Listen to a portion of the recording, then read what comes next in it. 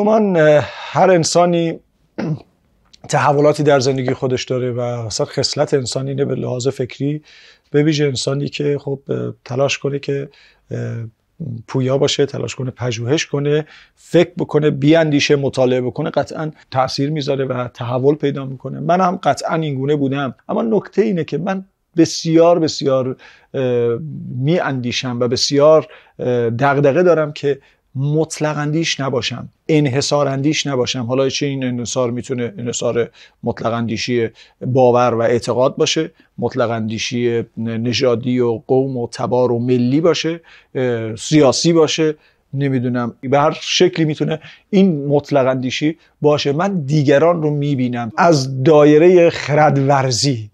فرهنگ ایران فرهنگ خردورزانه است، فرهنگ شاهنامه خرده. از دایره خرد و انصاف به تمام قضایا بنگرم و محدود نشم در یک مقوله. یک مقدار جهانبینی خودمون رو، من تلاشم اینه که جهانبینی خودم رو وسعت بدم و اینگونه به جهان بنگرم و آزاد هم باشم، آزاداندیشانه بنگرم و به این نتیجه رسیدم امروز که راه پیشرفت هر جامعه قطعا در همین کمالگرایی های همه جانبه و جهان شمول هست و راه تعامل با چه ملت های دیگر و چه باورهای دیگر رو باید بتونیم باز بذاریم.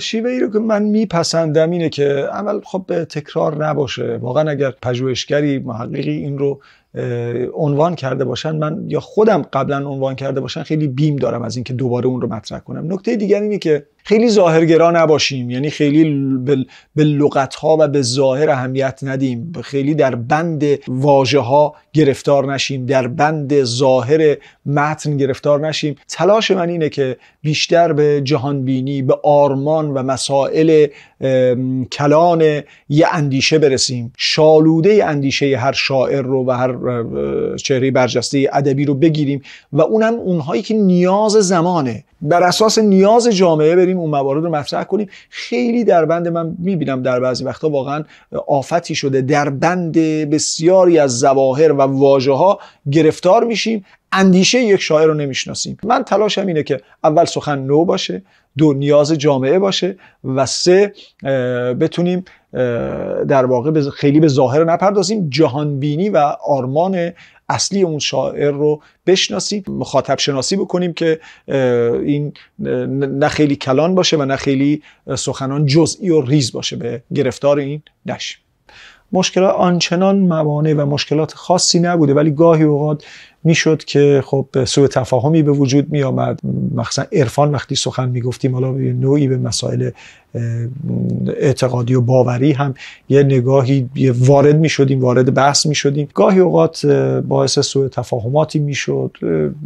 برخی ها مطرح می کردن که خب چرا این مباحث مطرح شده، چرا این گونه و شما به ادبیات بپردازید اونها رو نپردازید. خب نمیشد. در ادبیات همه این اوضاع هست.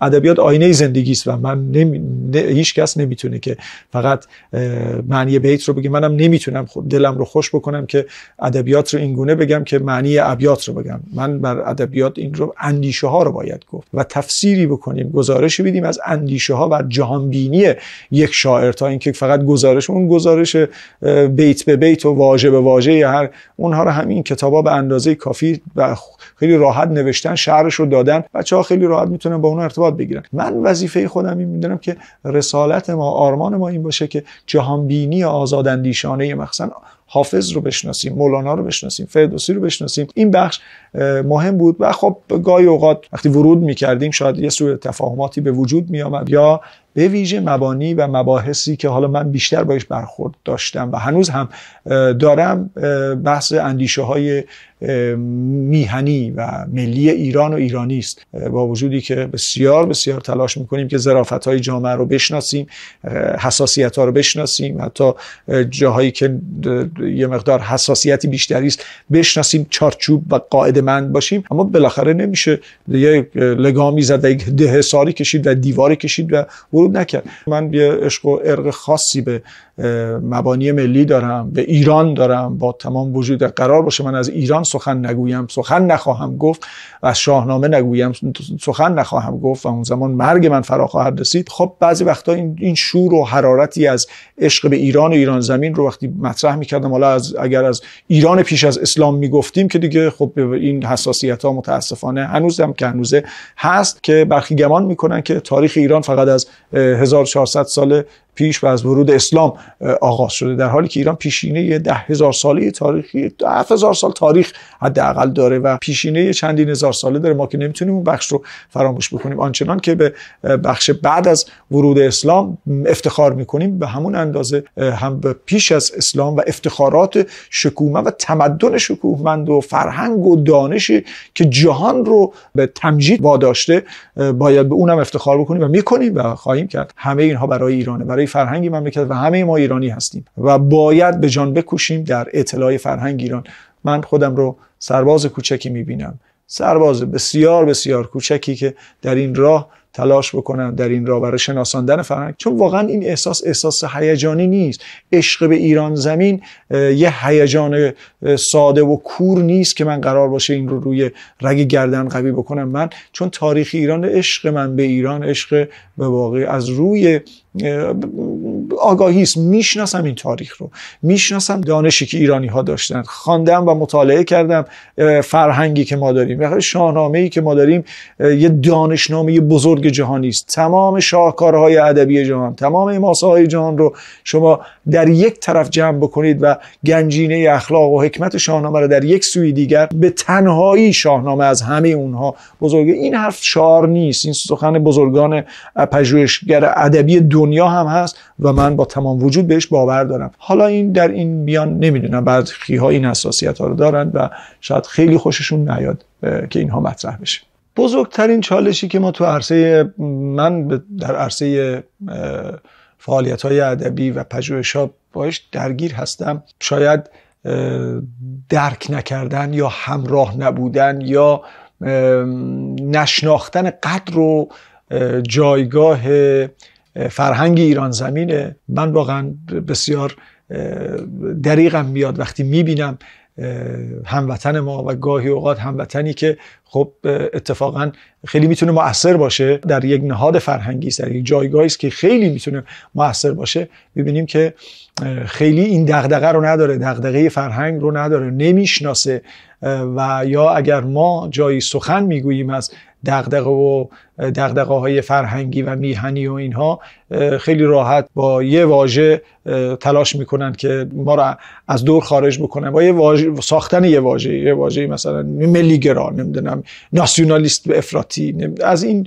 سخنان که من به هیچ روی این میهن دوستی رو نه ملیگرایی افراطی میبینم، نه ناسیونالیسم افراطی میبینم، نه باستانگرایی میبینم که برخی اینها رو میگوین. این بزرگترین چالشه که در چنین روزگاری وقتی سخن از خیلی درد و دریغم میاد در ایران، نتونی از زاویه و نگاهی و از زبان فارسی ایران رو تبیین بکنی. البته برای یک عده‌ای این خیلی سخت و سنگین باشه. این برای من بسیار دریغ و درده و بسیار چالش بزرگی است. امیدوارم به اون زمانی برسیم که با خردورزی، با انصاف، اغراق هم نکنیم برای ایران. فرهنگ ایرانی نیاز به هیچ گونه اغراقی نداره. آنچه که داره بشناسیم، همین. هیچگاه هم نباید از دایره انصاف خارج بشیم. هیچگاه این ایرانگرایی و میهن دوستی، اصلا میهن دوستی با نژاد پرستی و با ناسیونالیسم اینا متفاوته. اون جایی است که ما حیثیت دیگران رو نفی نکنیم، اندیشه دیگران و ملیت دیگران و باورهای دیگران رو نفی نکنیم. اگر میهن دوستی ما قرار باشه بین ما و جهانیان پل بکشه، اصلا آرمان فرهنگ ایرانی نیست، اتفاقا نقطه مقابل فرهنگ ایرانه. فرهنگ ایرانی و فرهنگ شاهنامه این رو از ما نخواسته. ایران دوستی، میهن دوستی ما باید با تعامل با همه فرهنگ ها و همه ملت ها باشه.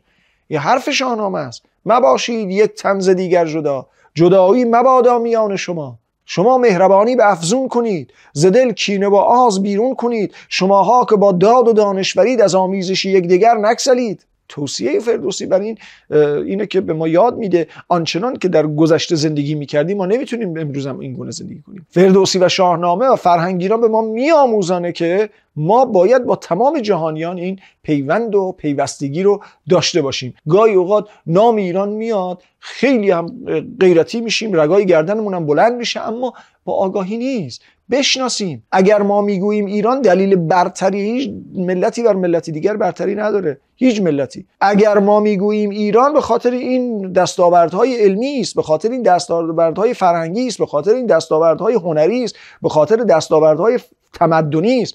وقتی این دستاوردها رو میبینیم، وقتی که ادبیات پرشکوه ایران رو میبینیم که دوست و دشمن در برابرش سر تعظیم فرود آوردن، اینها رو بشناسیم، بگوییم. بشناسیم که عبدالرحمن صوفی رازی چرا کتاب 600 سال در اروپا کتاب صورالکواکبش تدریس می شده. بشناسیم که ابن رسته اصفهانی با کتاب اعلاق النفیسه خودش در جهان و در دانشگاه های جهان بسیار تاثیرگذار بوده و در دانش ستاره شناسی بسیار بسیار مؤثر بوده و یکی از کسانی بوده و اصلا نخستین کسی بوده که فاصله بین زمین و مریخ رو محاسبه کرد. ابوالوفای بوژگانی رو بشناسیم که فاصله بین زمین و ما رو 1000 سال پیش محاسبه کرد. ما اینها رو بدانیم، دانش خودمون رو بشناسیم، تاثیرگذاری‌هاشو بشناسیم، فرهنگ و ادبیاتمون رو بشناسیم و از روی آگاهی به ایران عشق بورزیم.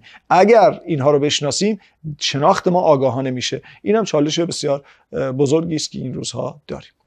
خدمت شما عرض کنم که من جایزه خودم رو از مردم ایران زمین و شیفتگان زبان ادبیات فارسی میگیرم و از اینکه رضایت خاطری گاهی اوقات ابراز میکنن و اینکه بنده رو لایق میدونن که در این عرصه فرهنگ و ادبیات فارسی هستم و اندک تلاشی میکنم، این رو میبینن و پاس میدارن، این بزرگترین جایزه من هست. اینکه میبینم در گوشه گوشه نقاط دنیا چه نوشته های من و چه گفته های من مورد استقبال و مورد پذیرش واقع میشه و گاهی اوقات این رو بازخورد هم میدن، به خودم رو پیدا میکنن به هر طریقی شده و این رو بازتاب میدن.